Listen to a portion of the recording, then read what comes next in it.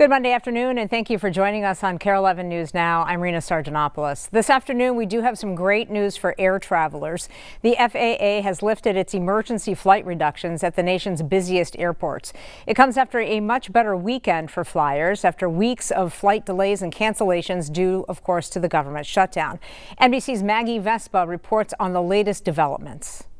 Hey there, millions of American travelers giving thanks today with the FAA lifting all of those flight restrictions at the nation's 40 busiest airports, including here at O'Hare, citing in their words detailed reviews of safety trends and a steady decline in staffing concerns since the government shutdown ended. Transportation Secretary Sean Duffy saying all of those ground stops and ground delays that we saw at airports nationwide during the shutdown that were triggered by air traffic controller staffing shortages, those have decreased dramatically from a record high of 81 to just 1 yesterday. And of course, this anticipated return to normalcy comes just in time for what's expected to be a record Thanksgiving travel rush, with AAA estimating up to 82 million Americans will be traveling 50 miles or more from home for the upcoming holiday. Back to you. Over at MSP, 0 cancellations so far today and only 14 total delays. And if you're headed to Chicago O'Hare, should be smooth sailing for you there. No cancellations and only 2 delays today. Well, a developing story this afternoon out of north central Minnesota. The Cass County Sheriff says a man is dead and a deputy was shot in Walker. It's about 3 hours from the Twin Cities. Those details posted on Facebook just minutes after 3 a.m. We're told there is body camera footage of that incident, and until we get that video, we do have some new scene video to show you this afternoon. The state agents from the BCA were called in. Not sure you can tell from this video, but lots of law enforcement there. The Cass County Sheriff says deputies first got a report of gunshots yesterday afternoon near some homes in rural Walker. Investigators tried to stop a man who was walking in that area, but were told he ran away and then deputies chased him. That's when the sheriff says there was an exchange of gunfire. Shots fired. We need more units over at by Bayside Resort on the road. 1088, we got an officer hit. Shots fired. The sheriff did not make it clear who shot first. The man, as we mentioned, died. The deputy shot was airlifted to a hospital. We are waiting to hear an update on that deputy's condition. Developing news in Brooklyn Center this afternoon, a fire displacing 8 people overnight, including 2 children. The fire chief tells us that fire started in a garage and then spread to the home. The fire also spread across the lawn and ignited the outside of the neighbor's garage. We're told, though, no one was injured. The Minneapolis Fire Department is investigating after a dangerous fire at an auto repair shop. This was the scene around 7 last night near Lowry Avenue North. That's in the Cleveland neighborhood. Firefighters had to fight the flames from the outside because the gas tanks in the car's inside were rupturing. Minneapolis Deputy Fire Chief says that when crews got there, thick smoke and fire was coming from the overhead doors and the office. Based on the amount of fire that was in there and the smoke that's coming out of there, I gotta believe that there's a significant amount of damage. One person was inside at the time, but thankfully they got out safely. It is not clear yet what started that fire. A new video this afternoon from New York police of surveillance cameras capturing images of a suspect in NFL player Chris Boyd's shooting. Right now, the Jets cornerback and former Viking is in the hospital in critical condition after being shot yesterday in Manhattan. It happened outside of a restaurant in Midtown. It's around 2 o'clock yesterday morning. According to our NBC affiliate in New York, he had a bullet lodged in his lung. Police say there was some sort of fight just before that shooting. No one has been arrested yet. Boyd played 4 seasons in Minnesota before going to the Arizona Cardinals in 2023. He just started this year with the Jets. Reaction, though, pouring in this afternoon from his New York teammates. Jermaine Johnson asking for prayers for Boyd and his family, and former Viking Harrison Phillips sharing a prayer asking for guidance for his medical staff and strength for his family. New today, a federal judge ordering prosecutors to turn over all grand jury material to former FBI Director James Comey's lawyers. The judge criticized the Justice Department's engagement in, quote, disturbing patterns of profound missteps when securing an indictment against Comey. Comey was indicted back in September on 2 charges related to his past testimonies to Congress. He pleaded not guilty to both counts. The judge said that the access to the grand jury materials that are usually kept in secret is warranted in this case. saying the transcripts of the grand jury proceedings reveal potentially privileged communications and unexplained regularities.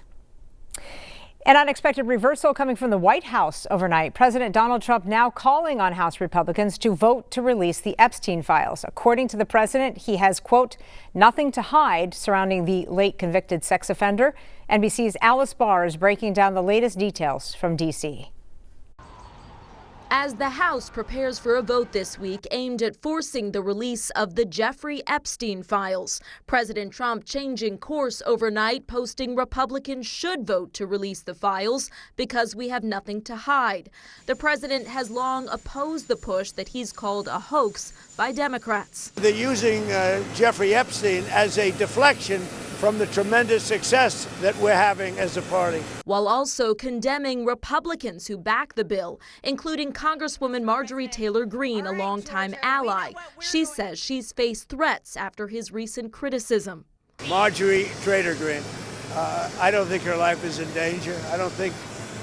Frankly, I don't think anybody cares about her. The president, who was once friends with Epstein, denies any wrongdoing and has never been charged in connection with Epstein's sex trafficking crimes. Now saying he does not care about the files' release and wants Republicans to get back on point, as the Republican and Democrat leading the charge in the House reject claims of partisanship and predict the vote will pass in a landslide. I think we could have a deluge of Republicans. What we're asking for is justice for those survivors. So it's not about Donald Trump. Survivors of Epstein's abuse preparing to rally at the Capitol this week, urging lawmakers to remember their stories. I would say, please remember that these are crimes that were committed against real humans. Pushing to move past politics to accountability. President Trump has now directed the Justice Department to investigate Epstein's relationship with several prominent Democrats mentioned in a trove of emails a House committee released last week that also referenced the president, including one from Epstein saying that he, quote, knew about the girls. The White House denies it, stressing the convicted sex offender was a known liar. In Washington, Alice Barr, NBC News. This afternoon, the Supreme Court announcing it will review the controversial metering policy adopted during the first Trump administration. Under that policy, potential asylum seekers can be turned away before setting foot on American soil. Federal law, however, requires that asylum seekers are processed at ports of entry. During the Biden administration, the metering policy was revoked, but the Trump administration argues that they should be able to revive that policy if they want to. The court will hear those arguments, but not until next year. New today, Ukrainian President Volodymyr Zelensky signing a deal with France to obtain 100 warplanes over the next 10 years. Zelensky is currently in Paris for talks with President Emmanuel Macron amidst increased Russian drone and missile attacks on Ukraine. Zelensky saying that the airplanes would considerably improve the country's defense against Russian invasion. He also added that Ukraine might consider a co-production of the jets in the future as Ukrainians seek to bolster the country's long-term military capacity. Well, this afternoon, a new study showing a Botox-like substance is providing greater short-term relief for pain than standard medical care among Ukrainian war amputees. Could these injections be a lifeline for millions of veterans suffering from post-amputation pain? Northwestern Medicine and Ukrainian physicians say the answer is yes. NBC's Ellison Barber has more. Since Russia's full-scale invasion of Ukraine began in 2022, more than 100,000 people, soldiers and civilians, have lost limbs, according to Ukrainian estimates. And many now suffer from excruciating phantom limb pain, the perception of pain or discomfort in a limb that's no longer there. Volodymyr knows it well. It was quite piercing, he says. I couldn't sleep because of it. I wasn't prepared for this. Volodymyr lost both legs while serving in the Ukrainian army. There was a mortar attack, he says. One leg gone immediately. Volodymyr told us the evacuation took 12 hours and doctors were forced to amputate his other leg as well. He's been receiving treatment in Lviv under the care of Dr. Nadia Sigin. We have a lot of soldiers suffering with the post-amputation pain. We have to find some different methods, something new to provide the life without pain for them. With the help of doctors from Northwestern's medical school, they started treating patients with botulinum toxin injections, something most often associated with cosmetic treatments. In your brain, you have a representation of your entire body, and then you lose your leg. And so your brain reorganizes. You can have pain in the phantom because it's not reorganizing. Okay, so here we see our target. I want to decrease the sensation of the skin and the sensation of the scar. The team says the results were almost instantaneous. Finished. Bravo. When doctors injected the Botox-like substances around painful nerve endings, 69% of amputees said their pain decreased by at least 30% within a month. According to Dr. Seguin, it was more effective with far less side effects than using treatments with opioids. They have to do different physical exercises, and they feel so sleepy and can't do this. There is more that needs to be studied and some unanswered questions about the long-term efficacy. But according to researchers, there were no serious side effects. And they hope what they found in this Lviv hospital opens the door to better care. Our experience will help all over the world. Stick with us. More news and weather coming up after the break.